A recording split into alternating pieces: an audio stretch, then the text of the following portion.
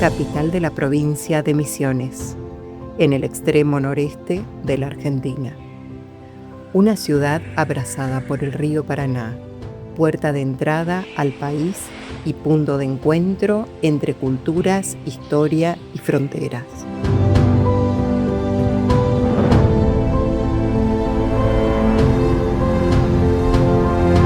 Con más de 4 siglos de historia en la región, Posadas creció a orillas del río. Sus costas fueron durante décadas espacio de trabajo, de encuentro y de vida para cientos de familias. Pescadores, trabajadores ribereños, comerciantes y vecinos construyeron allí una identidad propia, estrechamente ligada al Paraná. Pero a fines del siglo XX, el destino de la ciudad comenzaría a cambiar. A unos 90 kilómetros de Posadas, entre Argentina y Paraguay, avanzaba una de las obras de infraestructura más importantes de América Latina, la represa hidroeléctrica Yacyretá, concebida para generar energía y potenciar el desarrollo regional.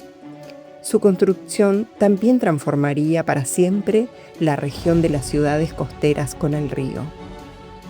El aumento provisto por la costa del embalse obligó a planificar profundas modificaciones urbanas, entre ellas una obra que cambiaría para siempre el paisaje de la capital misionera, la Costanera de Posadas. Titulares que hablaban de progreso, pero también de conflicto. Protestas, reclamos, incertidumbres. Mientras algunos veían desarrollo, modernización y crecimiento, otros observaban cómo desaparecían los lugares donde habían vivido toda su vida. La construcción de la Costanera de Posadas no comenzó como postal, comenzó como ruptura.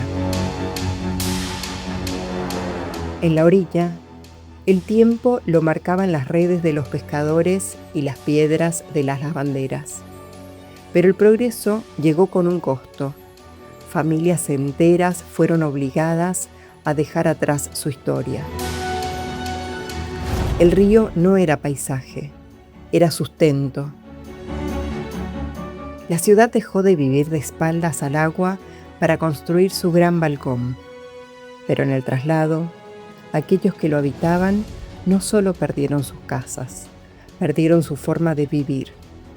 Hoy, bajo las luces de la Costanera, late el pulso invisible de quienes sacrificaron su identidad para que hoy podamos contemplar el río. Así lo expresa don Roberto Méndez, ex habitante de la Ribera. Sí, soy pescador de acá de la zona de acá de Posadas Misiones, y resulta que nosotros escuchamos que iba a venir la represa, que se iba a pasar una represa en Yacyretá, de acá a 90 kilómetros de acá, y no le creíamos mucho, después fue cierto, y se hizo la construcción de la represa, y a partir de ahí ya no podíamos pescar más como antes, nos costaba más, cada vez ya teníamos que salir más lejos, no podíamos ir a pescar más donde salía pescado, y nos resultó mal la construcción de la costanera. Los vecinos comentaban que iba a haber poco ingreso el que vivía de las pescas. Y era realmente cierto, porque no había más ingresos de las pescas para vender o para comer, que era el ingreso de nosotros. Y bueno, y de ahí la gente quedaba sin laburo, vamos a decirle, porque el laburo era la pesca. Y ya empezaban a hacer changa por afuera, cortar pasto, hacer alguna cosa para sobrevivir, porque ya no había más ese ingreso como antes. Y ahora menos, en esta época menos todavía. Esa gente que estaba en las costas, que se fueron todas acá, que el gobierno que sacó todas las costas, se fueron más de 10 o 11 kilómetros de acá, y eso no vienen a pescar, no vienen más a pescar, y va dejando libre las costas.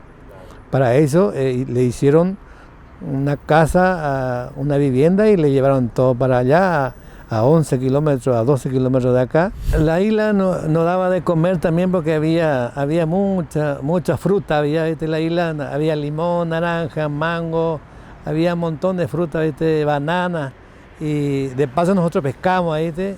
La isla tenía 2 kilómetros 800, son 2 kilómetros 800 metros tenía la isla, y el gobierno mandó echar todo, ¿viste?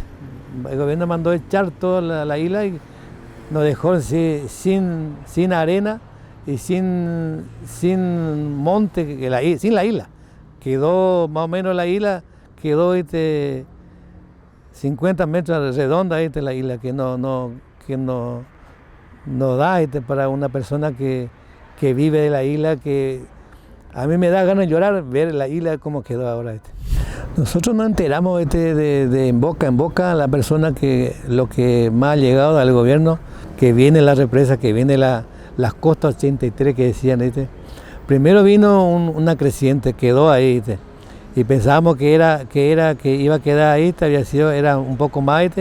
Y eso es lo que nos fundió a nosotros, que agarró demasiado costanera el agua, que por eso el espejo del agua quedó otra forma. Ahora con un vientito hay mucha olada, porque es muy quieta el río, no corre como antes. Un lago quedó. La gente vivía mal en las costas, no vivía una casa digna, vivía mal en la casa. Entonces le ofrecieron al gobierno una casa buena y entonces la gente aceptaba. Y además Yacyretá, alguna persona que aprovechó, le daba un dinero que era en esa época $7.000.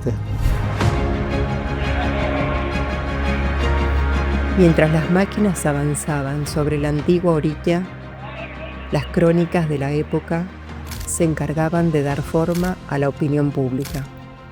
En ese entonces, los medios construían el relato de una Posadas que finalmente despertaba hacia la modernidad.